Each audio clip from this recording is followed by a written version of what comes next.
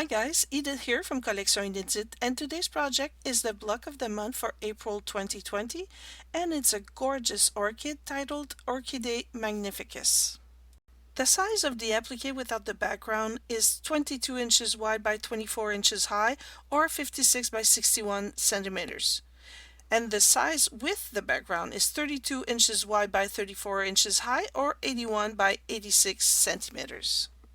The instructions, fabrics, thread requirements, and templates to make the applique with the free motion design are included in the pattern, and you will find the link to get to the PDF document under this tutorial, and make sure to save it on your computer.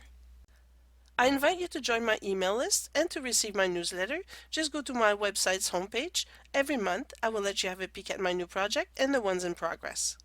And don't hesitate to subscribe to my free YouTube channel and click on the bell to be notified when a new tutorial becomes available. To assemble the top of a quilt or to quilt, I use either my soprano or my tiara from Baby Lock. To do the free motion quilting, I use the Super Bee embroidered threads, 40 weights from Montfield.ca, and I like to use the fabrics from Northcott Fabric for all my projects. As for the appliques, I like to use the light Seam 2 and the warm white 80/20 for batting by the Warm Company. To make the applique with the free motion quilting design, you will need a light box or a table with a glass top under which you can place a lamp. You will also need a mechanical chalk pencil and some light Seam 2. If you've never worked with the Seam product, check out my tutorial on the subject, and I've posted the link below. Today I will show you how to get the appliques ready, to trace the free motion quilting design on the appliques, place them on the background, and finally quilt the design using the free motion quilting technique. For the appliques and background, here's my selection of fabrics from Northcott Fabrics. And for quilting, I chose these colors of threads to do the free motion quilting from Montfield.ca. Okay, let's get the appliques ready. First, trace the appliques on light Seam 2. Then cut out the interior of the seam to keep 3/8 of an inch on the edges. This will prevent the appliques from being too stiff. Apply the seam template on the wrong side of the fabric and press, and cut each applique individually. Next, you must trace the free motion quilting design on the appliques, and to do this, print the quadrants 1 to 9 that you will find in Annex 2 of the pattern, and tape them together to get a complete image. To trace, place the paper quadrants and place it on top of the light box. Then place an applique on top of the quadrants where you see the design, and trace the lines you see through the fabric. Here, because it's difficult to show you how to trace using the quadrants, I simply printed the page I needed to do each flower. For light colored fabric, I use a 0.5mm lead pencil, and I trace very lightly. For dark fabric, I used a mechanical chalk pencil. One last note on tracing the free motion quilting design. There's no need to trace everything. The flowers and leaves are a must, but everything else can be traced freehand after you start quilting.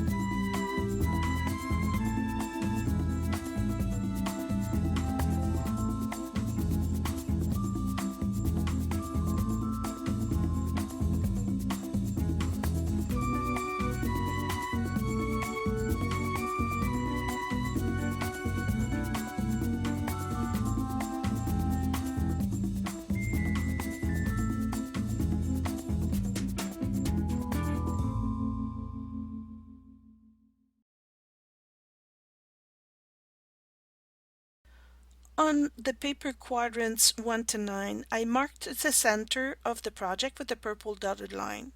Find the center of your background fabric and match it with the center of the paper quadrants. Pin the paper with the fabric to keep it from shifting.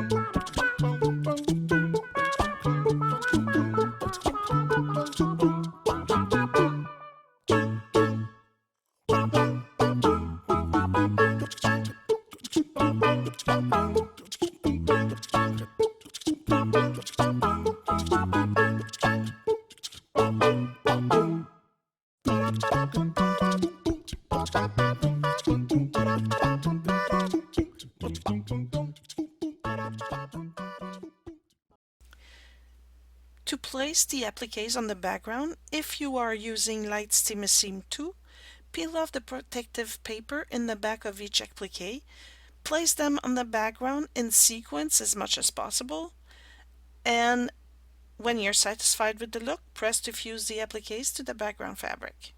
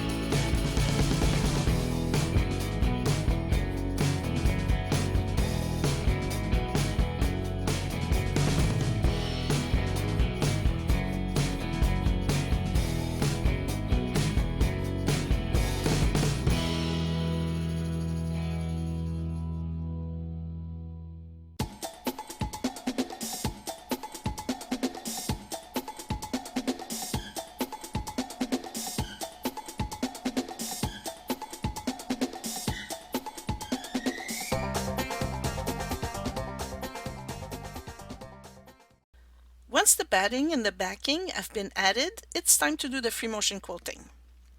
I thought that because some pieces would have been too narrow or too small to make an appliqué, I've decided to try something different.